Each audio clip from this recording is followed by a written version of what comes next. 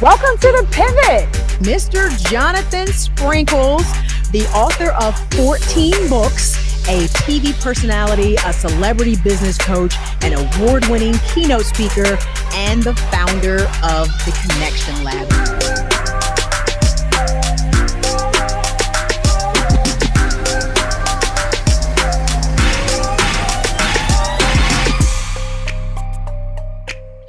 What's good, y'all? You are watching The Pivot with Stephanie Humphrey. Thanks so much for being here. This is a show where we talk about how to make that transition. A lot of people out there, especially now, post-pandemic, are we still in a pandemic? I don't know, but a lot of people have been thinking about what their next step in life might be, whether you are changing careers, whether you're heading back to school, whether you're thinking about getting out of that relationship, out of that situationship, whatever it might be. There are definitely some things to that process that we can all talk about to help us learn and grow and make that journey a little bit easier for all of us. So I'm happy that you're here. I'm happy that you're watching. I'm happy that I'm able to provide this type of content for you. And I am happy to welcome our guest today, Mr. Jonathan Sprinkles, who is, let me get it right, the author of 14 books, a TV personality, a celebrity business coach, an award-winning keynote speaker, and the founder of the Connection Lab. Jonathan, thank you so much for being here on The Pivot today. Hey, thank you for having me. I'm really excited about this conversation today. Yes, indeed. Yes, indeed. Well, we are talking about assessment. You know, social media will have you thinking that everybody can be an entrepreneur. Everybody can start their own business. Everybody can have a side hustle. Everybody can do all the things because social media makes you believe that. But at some point, you really got to be honest with yourself and like, can I really do this? Is this really something? So I got a story. I start each of these episodes with a story. Way back when I had just started working at QVC as a model, and one of the floor producers came to me and he's like, hey, Steph, can you play basketball? And he wasn't just asking because I was Black. We had actually worked on another project where I was sort of this fitness related person on this project. So he's like, can you play basketball? I was like, of course. I got that left-handed jumper. I'll be shaking people on the court, talking all this smack. I got the smack talking part of basketball down 100%. So I'm like, yeah. And he's like, well, some producing partners of mine and I are doing this feature film.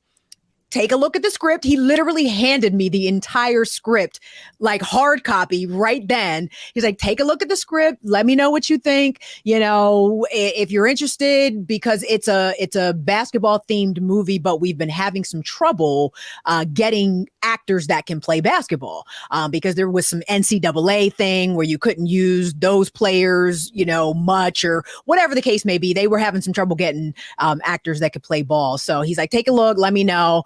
And honestly, I was like, I have a whole story, a different story that we won't tell today about why I am not an actor. But I got shook. I was just like, this is going to I can do the basketball scenes, but the acting scenes, this is going to require something of me that I don't really think I'm prepared to do. At the time, I hadn't acted in anything, especially not anything major. I might have done, a local commercial here or there, but I hadn't had an actual lead role in anything. And I'm just like, I don't think I can do this. And that's what I told him. I said, you know what? It looks like a great film.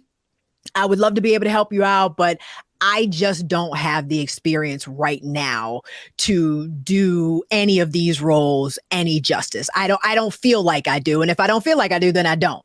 And the movie turned out to be The Mighty Max, which was a feature film starring Carla Gugino and some other people like super famous. And they had the premiere in Philadelphia. I went to that, and, black tie at the Kimmel Center. And I was like, I'm going to been on that poster with the rest of them clowns. And I was just like, dang it. But I wasn't ready.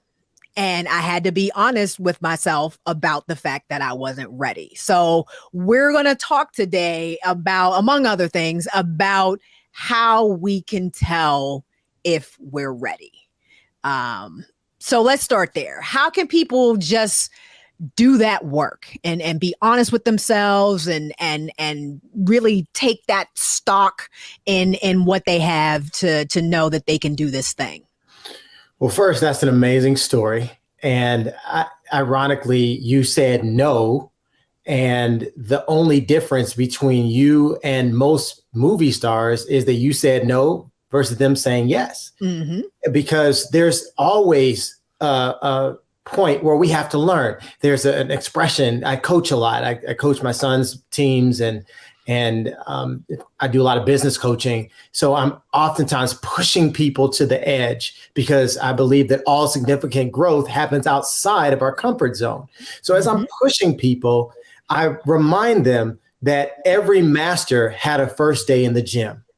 So there was a time when you can break all the boards, right? But then there was also a time when they were just showing you how to just hold your fist right and do the right left punch, right? Right. So everybody had a first day. Everybody has a first play or a first code that they write or a first computer that they build. And it's usually pretty darn embarrassing when you look back at it.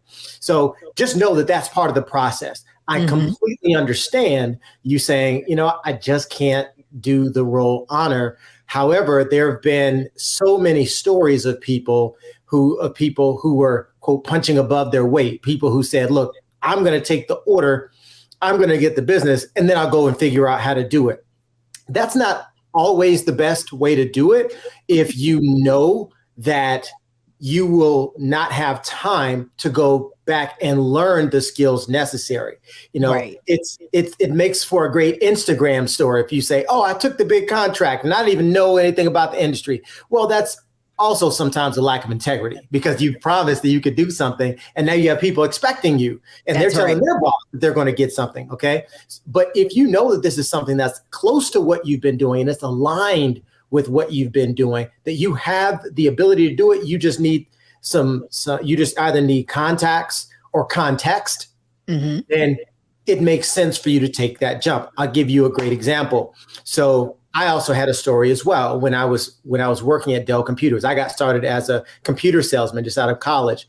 Okay. And I was selling computers that I knew nothing about. I knew nothing about technology or anything, but we were doing training every single day, different levels of training so that we can improve our skill set very quickly. So I moved within 9 months from not knowing anything about computers and technology to being one of the top sales reps in one of the top divisions in the entire company because I created more confidence through increasing my competence.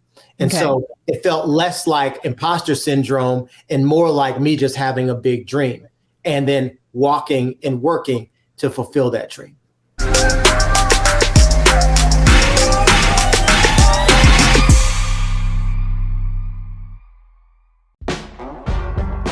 Don't wait till November 8th. We can vote today. Your early vote started this week. We're on Savannah State University's campus. We will be dorm storming today, giving out treats for everyone. We hope to see everyone at the polls when it comes to November. If you believe we got power, let them know. Make some noise. Put a fist up. I need to see a fist in the air because we got power. Come on, you put it up. Come get your shirt. We're out here in the streets of Savannah, Georgia. James, do not forget to go vote. I got you. If we vote the right people in, we can make a change. We can get these resources in our community. I am a woman, and it is important that we have the say-so of what we want to do with our bodies. We're concentrating on entrepreneurism, providing young people with resources and training that they need in order to change their trajectories. We want Black down. Democracy is on the ballot. Voting rights is on the ballot. Voting suppression is on the ballot. I am most passionate about those three combined because they all impact each other. Savannah is my home. I care about my community, and I care about representation in my community.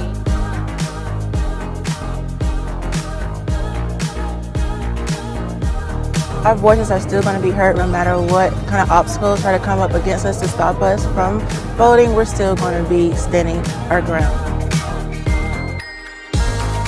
I see the effort that's being made to keep our communities from voting.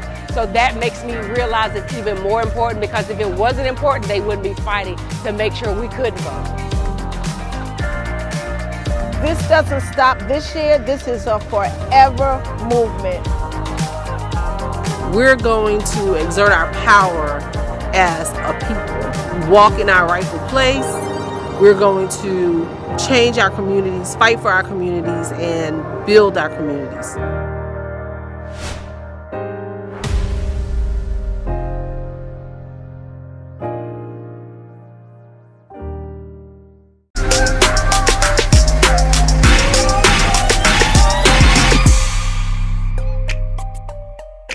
So are you a proponent then of the idea of faking it till you make it? I don't like faking it ever. I don't think anything is good when it's fake. I don't think faking it is good ever. But I'll just say that. However, I do believe that you should dream bigger until you see yourself actually walking it out. Walt Disney one time, on his deathbed, there was a reporter who walked in and they were asking him a question saying, Mr. Disney, it's a shame that you won't ever be able to see Epcot being in its full fruition. And he said, young man, had I not first seen it in my mind, you would never see it with your eyes. Wow. And so there's something to be said about that. So I don't believe that you really have to fake it. But what you do have to do is understand where you are in relation to where you want to be. And then this is the part that nobody wants to talk about. This, that dirty, nasty, ugly part. You got to put in that work. Work. Right? This is how you said earlier, Stephanie, something I thought was really powerful. You said Instagram and social media will tell you about you can have all that. I believe that's true. You can have all that. Somebody did. But are you willing to go without anything until you get it?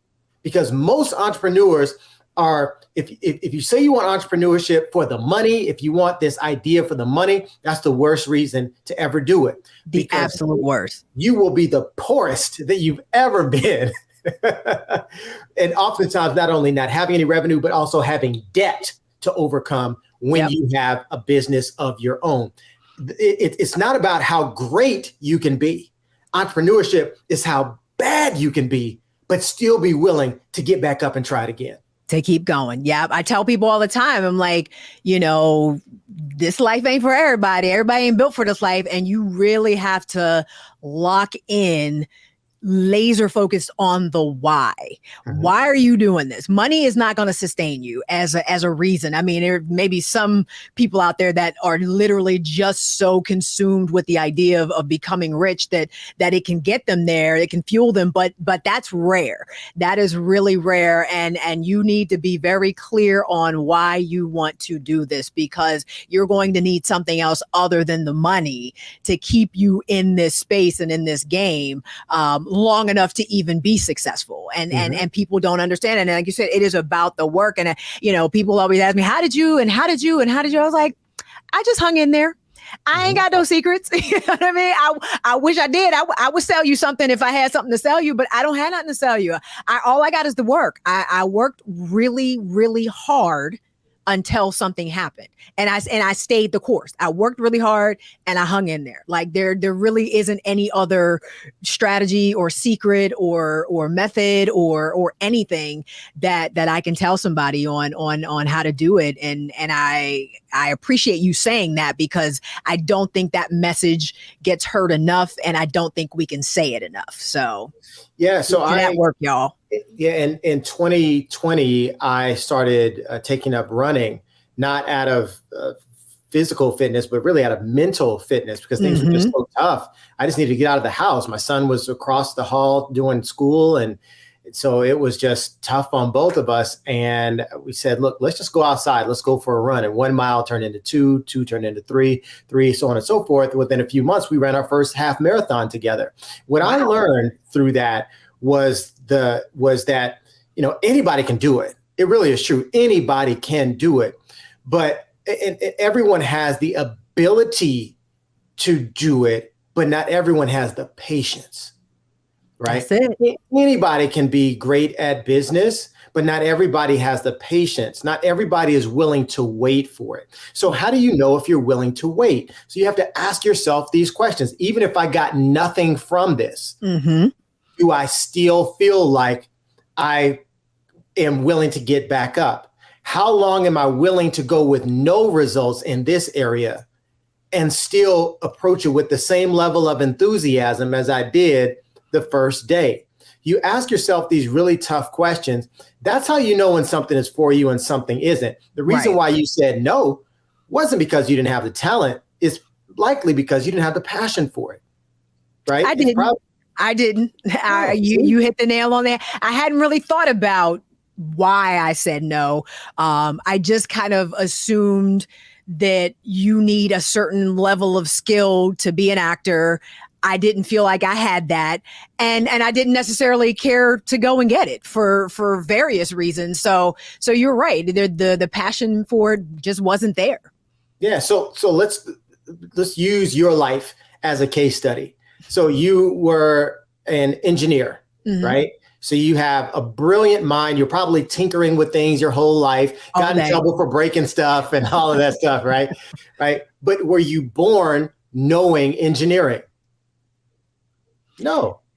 Not the nuts and bolts of it. I do say I was born an engineer though, but just because that hunger to understand how things work, that wanting to know why and how, and that I believe that was innate, and I was born with that. Sure. So you were born an engineer by desire, but you weren't engineer by competence, right? You just didn't learn. You didn't know the stuff. You couldn't. I didn't come out knowing calculus. Right. And I was going to say some other stuff I didn't know how to do, like differential equations and all those other things.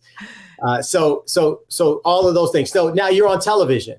You, for some people, are a household name. People look forward to seeing Tech Life Steph in certain places. Did you know how to do that your whole life? I don't know. I feel like it was always there, maybe latent. But to your point about the passion, it wasn't even necessarily about being quote unquote ready for TV. It was about this idea that I could use a platform to help people understand technology. That's literally my only motivation for everything you've ever seen me do in the media space has been from that singular. I want to help people understand technology, and I'm able to do that. So then we'll figure out what all these other platforms and medias and cheap TV shows, and we can figure that part out.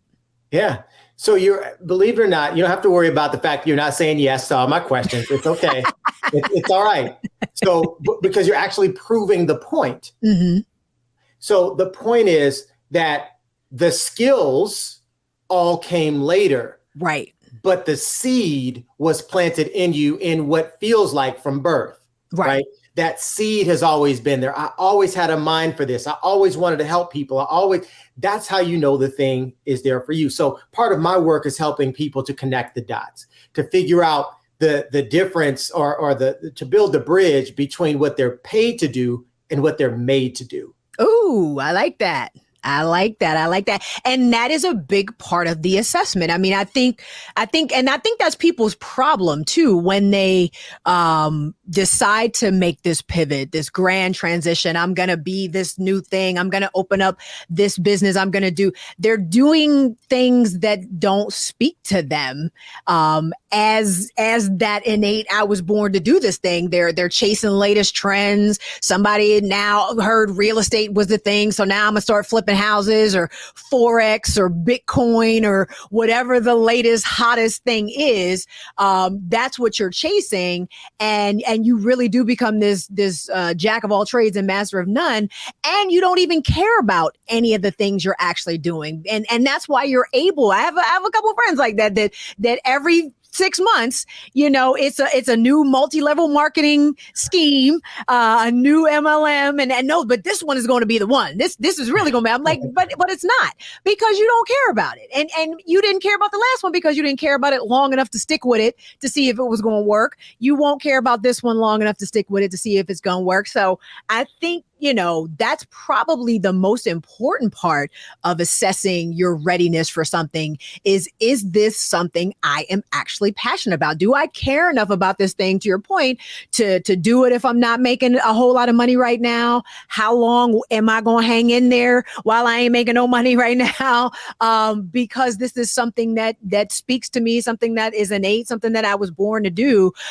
So I think that's a really, really good place to start with that basic question that I don't think a lot of people actually ask themselves or answer honestly. Mm-hmm. Yeah, social media is designed to give us the end result. That's the part that gives us that dopamine hit where you go, ooh, look at that boat. Ooh, look at that purse. Ooh, look at this car, the watch, the suits, and all of those things. It only talks about the fruit, but it doesn't deal with the root. You don't see what that exact person was actually looking like before and after they did that photo shoot. Listen, right? Before she put the eyelashes on, before the wig came, right? You don't know what that looked like.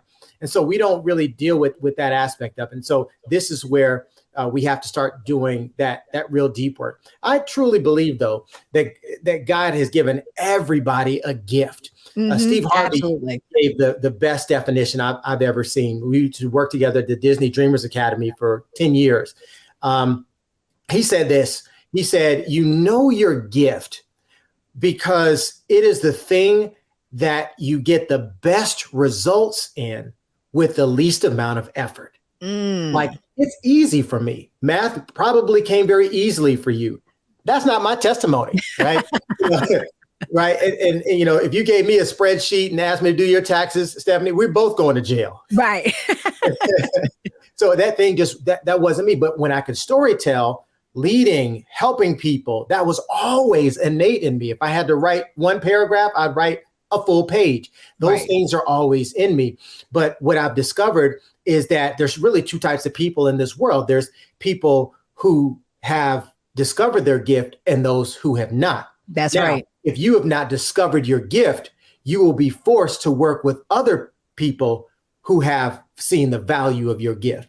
Other people will see your gift. They'll see the value of it. And then they'll pay you about 10% of what that gift is bringing to them. That's the way that the world works. But when you understand what your gift is, you start asking yourself a different set of questions. And you say, Tom Ferry is a real estate coach and a kind of a mentor to me. And he says he uses the HABU principle, HABU.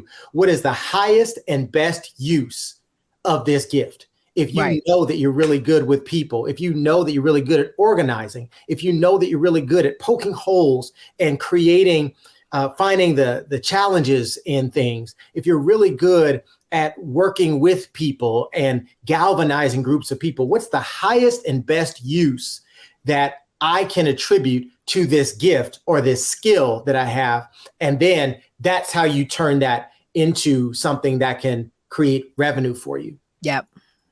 That's a really good sort of strategy. Highest HABU, HABU, highest and best use. For me, HABU means hook a brother up, but that's okay. I'm not mad at that either, honestly.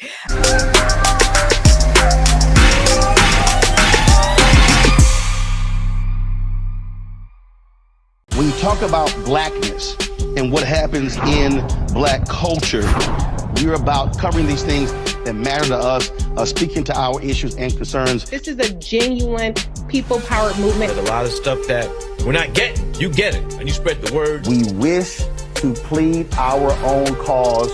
Too long have others spoken for us. We cannot tell our own story if we can't pay for it. This is about covering us. Invest in Black-owned media. Your dollars matter. We don't have to keep asking them to cover our stuff. So please support us in what we do, folks. We want to hit 2,000 people, $50 this month, raise $100,000. We're behind 100,000, so we want to hit that. Y'all money makes this possible. Check some money orders. Go to P.O. Box 57196, Washington, D.C. 20037-0196. The Cash App is $RM Unfiltered. PayPal is R Martin Unfiltered. Venmo is RM Unfiltered. Zelle is Roland at RolandSMartin.com.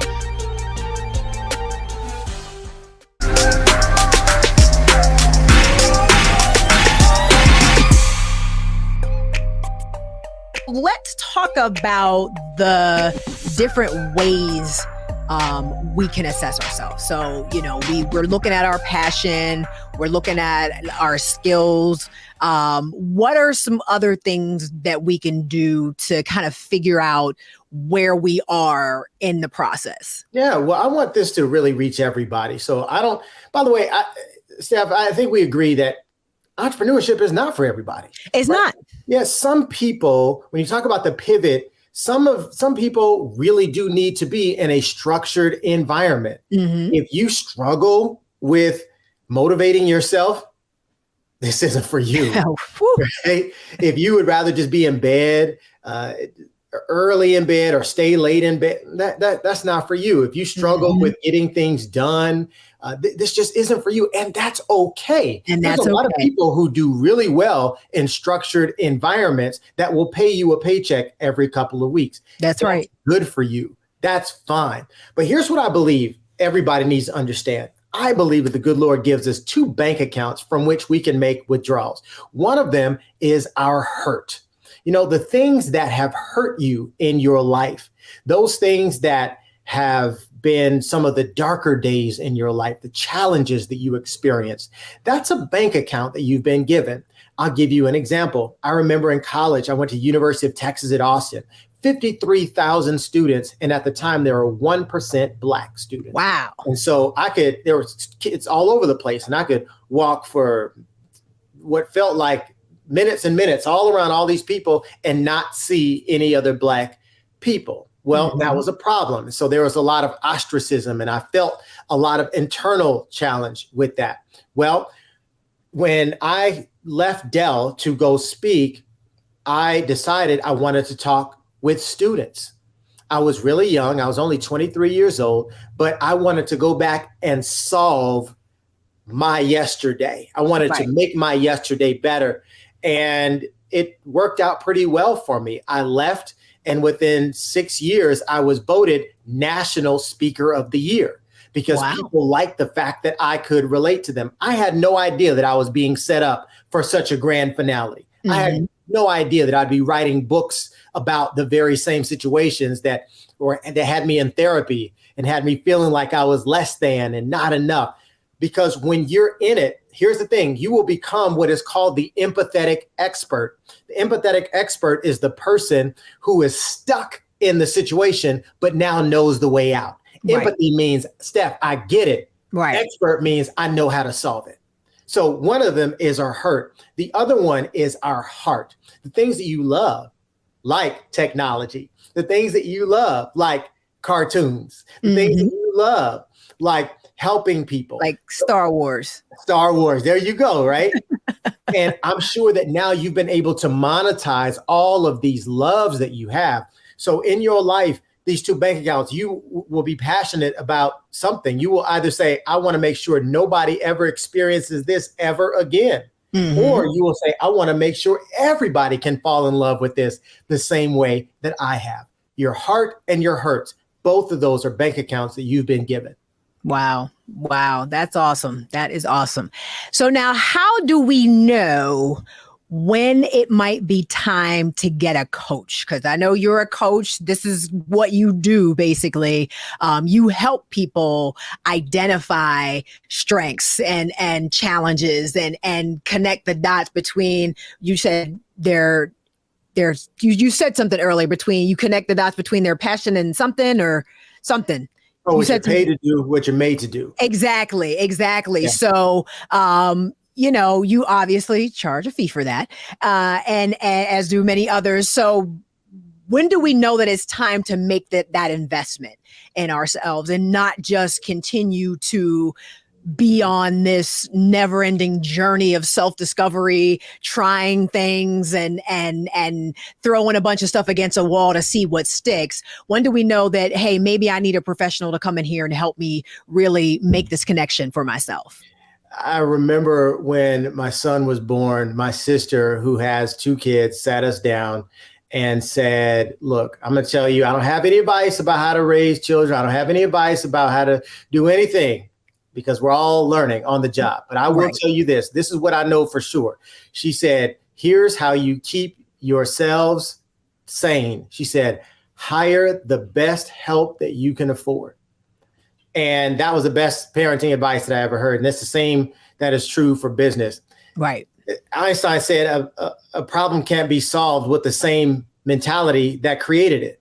Right. So you need to put that in your budget. If it means you sacrifice a few lunches, if it means you sacrifice selling your car to get a level lower so that you can have that money allocated, trust me, it won't be long before you get to level up beyond that, right? That's what I'm talking about, that sacrifice that's necessary, right? How much are you really willing to risk in order to bet on yourself? That's right. That's what it's ultimately about. It's about betting on yourself. It's about being able to push all the chips to the center of the table. So how do you know what kind of coach? If you want it, know that for everything you want, there's a relationship that can get you there faster. I had an issue, and I hope you're okay with saying this. My son is getting a little older now, and so I was concerned about internet safety and about some of the things he could possibly be looking at, or ways in which we could protect the household from any type of threat. First person I called was Tech Life Steph. I said, look, I don't know. And she said, I do.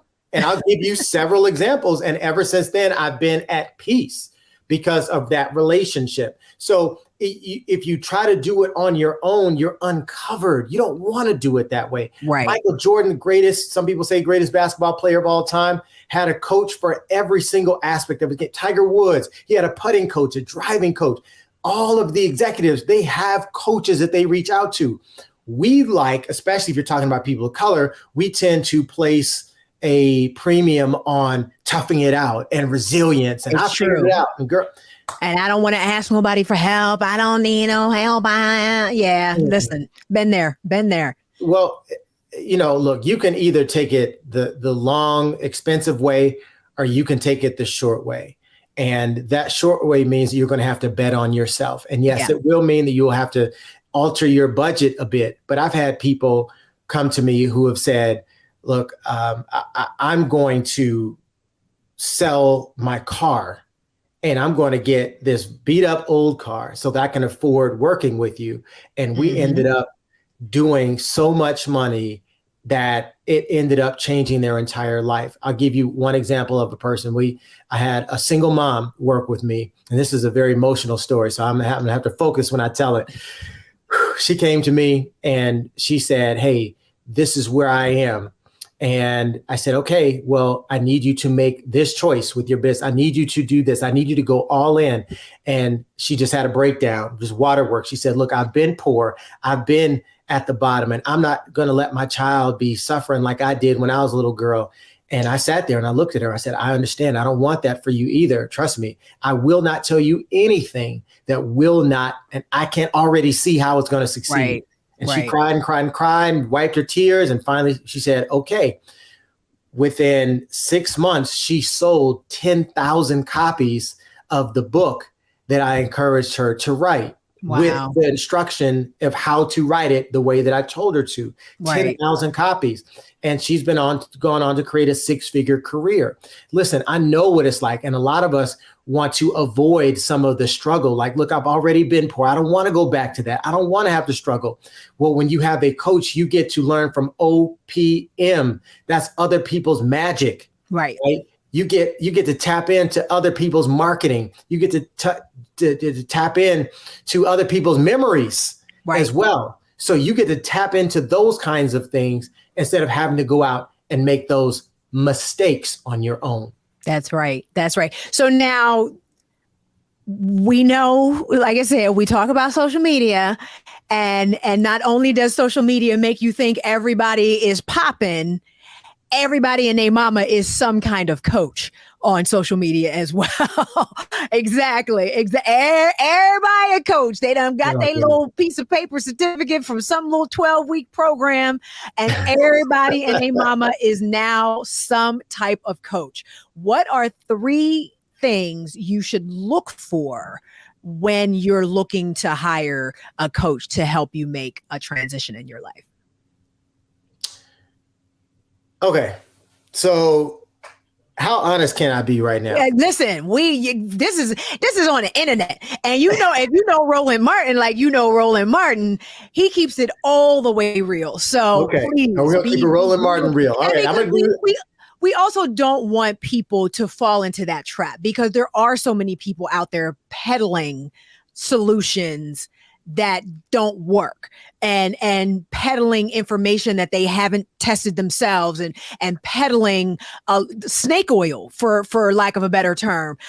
So we don't want that here. We want the people watching this show right now to get the best, most accurate, most relevant, most honest information we can give them. I know you can provide that. So we want to make sure that people are avoiding, even if it might cost you a little more money, like these are the things you should be looking for, because a lot of people, I think, especially when you get very excited about pivoting and very excited about the transition, you want to do all the things. You want to buy all the books and all the tapes and listen to all the podcasts. And, now I need to get a coach. I need to get my LLC. I need to get a coach. You got this whole laundry list of things you want to do, because you want to feel busy, and you want to feel excited about the pursuit of this new passion. But you also don't want to get into a situation where you have spent a bunch of money on something that is not going to get you where you need to be. So I want people to understand what to look for in these coaches out here. Yeah, and I'm glad that you're bringing this up, because a lot of people come to me, and a lot of people watching me now, this might be your first time ever hearing of me. I've been around for over 20 years, but it might be your first time hearing. That doesn't mean that I haven't been rocking out in what I'm doing. It's just, you just haven't heard of me. And so what happens is I get a lot of people who go to some of the brand name folks, the bigger names, and they don't always get the results that they want. So now we have what is called in our industry a lot of coach hurt, and you have bad experiences, and people are very jaded. So I get it. So you said we're going to keep it Roland Martin real. Yes. These will all, like Sesame Street, all be dedicated to the letter R. Okay. So they're going to be sponsored by letter R. Here we go. The first thing is they need to have receipts, right? And when I say receipts, I want to know a coach's journey. I respect all these Insta famous people. Stephanie, I heard about a guy the other day who on TikTok is making $9 million per month. Listen. Okay, you hear me? Maybe he's like that. So I respect that. But the dude is like 25. And I'm not saying he doesn't. Obviously, he's mastered his craft. But I need to know what your journey is. I want to know that you've actually done the things that you're telling me to do. That's right. I want to see your receipts, because what I discovered, Stephanie, is that there's a lot of people who are trying to give you directions to a place they've never been. Right? Say that again. No, seriously, say literally that exact thing. Say that again for the people, because I don't think they heard you. There's people trying to give you directions to a place they've never been. I haven't, I've been to Philly, but I haven't kicked it like that. I can't tell Steph where to go. I can't. Oh, okay. You need to go. All I know is High Street. That's it. And a few things that the Roots are rapped about. That's it. But I've never been there. But if you come to Houston, I got you. I'll tell you exactly where to go, because I've been here for over 20 years. So there's a lot of people who are Insta famous and who project an image that isn't all the way authentic. So show me your receipts. Show me where you've been through and what you've done. Number 2, I want results, not just with themselves, because there's a lot of people who can be great. I'll give you an example. I'm going to go back to the sports world. because I like to do this. Magic Johnson, one of the greatest players of all time. As a coach, he was awful. People don't even know he coached the Los Angeles Lakers also, because it was like that long. They thought, oh, you're so great. You're a people person. He was horrible as a coach. Magic Johnson was a talk show host. The worst. I remember that. Right. Remember that? The worst. So Magic was bad at he was really great at one thing. He was bad at a lot of things. Michael Jordan, greatest arguably basketball player, one of the worst performing owners, right? Yeah, well, his baseball career wasn't so great. As an owner in the exact same sport, he wasn't so great. So what you find is that there's a lot of people who are Michael Jordans, not Phil Jacksons. Phil Jackson was able to get more rings as a coach than he was as a player. And so that's a rare skill set. So when I said, first, you need receipts that you've done it. I want to see that. I also need results in how you have worked with people like me. So one of the questions I always ask is, tell me about other people like me, you're working with currently. Now, that's really important because at my level at this point, I say this very humbly, sometimes working with me is a good look for other people, because then they could say, well, I got to work with Jonathan because in some circles, I'm well known and respected. I mean, you're a big deal, Jonathan. Go ahead and own that. Yeah, but, Go ahead and own that. My brother said a star ain't nothing but something in the sky. Listen, So I you believe wouldn't that. be sitting here on the pivot with Stephanie Humphrey. I'm clout chasing with you. I'm here to say, that's why I was like, yes. So I want to see the results you've gotten with people like me. However you define yourself, whether you call yourself a single mom, whether you call yourself a new entrepreneur, whether you are a dualpreneur, whether you have a corporate job and you're working a bit or whatever, right? Show me the results you've gotten. And then number 3, this is also something a lot of people don't stop to ask. Resonance. Does that person resonate with you? If you just get a gut feeling to say, I'd like to hang out with this person. I paid a lot of money to people I did not like, and the relationships did not last long. I just thought, well, they're so successful, I'll just put up with it. Going with the name.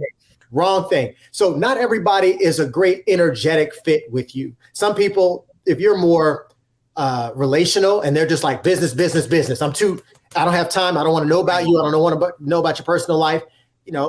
That's okay if that's how they are. But if that's not the experience that you want, you need to know that about yourself. That's right. Now, it's not your coach's job to know when your kids' birthdays are. However, if they're just not a good fit, like the vibe.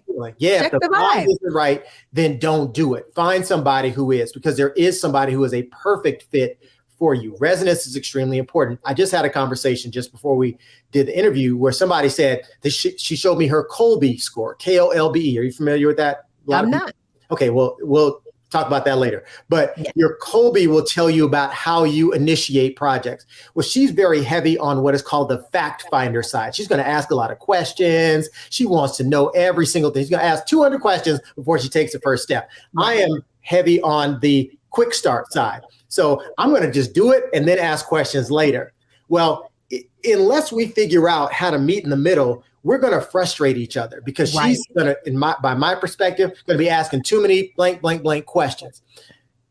From her perspective, she thinks I'm going too fast, right? And neither approach is wrong, but they're just different. They're just different, yeah. And so it's important. The reason why I bring up Kolbe is because you can go to Kolbe.com and take your own Kolbe assessment. You pay a small investment for it, like $30, $35, something like that.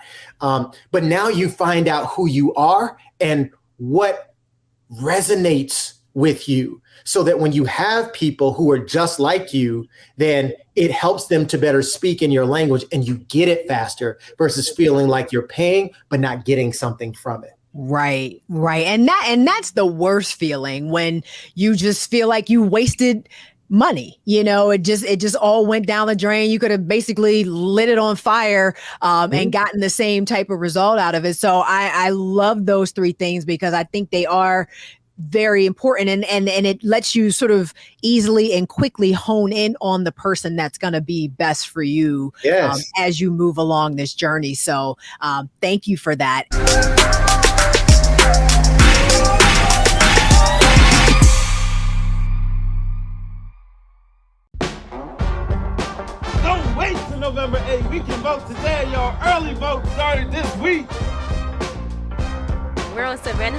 University's campus. We will be dorm storming today, giving out treats for everyone. We hope to see everyone at the polls when it comes to November. If you believe we got power, let them know. Make some noise. Put a fist up. I need to see a fist in the air because we got power. Come on, you put it up. Come get your shirt. We're out here in the streets of Savannah, Georgia. James, do not forget to go vote. I got you. If we vote the right people in, we can make a change. We can get these resources in our community. I am a woman, and it is important that we have the say-so of what we want to do with our bodies. We're concentrating on entrepreneurism, providing young people with resources and training that they need in order to change their trajectories. We want Black down. Democracy is on the ballot. Voting rights is on the ballot. Voting suppression is on the ballot. I am most passionate about those three combined because they all impact each other. Savannah is my home. I care about my community, and I care about representation in my community.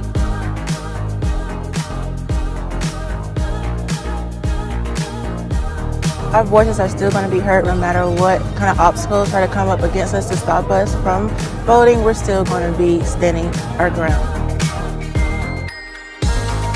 I see the effort that's being made to keep our communities from voting. So that makes me realize it's even more important, because if it wasn't important, they wouldn't be fighting to make sure we could vote. This doesn't stop this year. This is a forever movement. We're going to exert our power as a people, walk in our rightful place.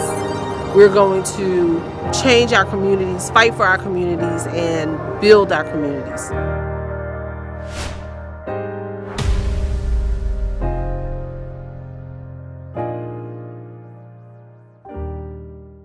Black Star Network is here. Oh, no punch! I'm real revolutionary right now.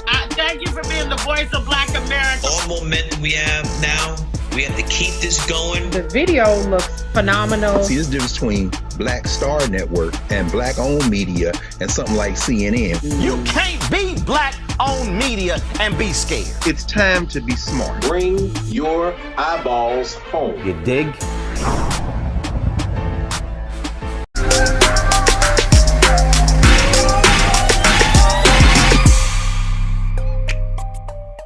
Anything else you want to leave us with as we wrap up? Well, just really quickly, know that their success doesn't always translate to your success. The person must be a great explainer. Yeah. Right? A great teacher. The reason why I rock so hard with Tech Life Steph is because she's a great teacher. Like, seriously, every time I pick this thing up, I learn something new. And I don't know if I guess we're kind of public now, but I do have to tell you thank you, because I've learned a lot, from the very basics to when to upgrade my phone, to different small choices that I would make in my personal and professional life based on your help. And because you're a great explainer, because you have that very analytical mind that can be very patient with people like me who may not always get it very quickly, my life has changed. So I thank you for that.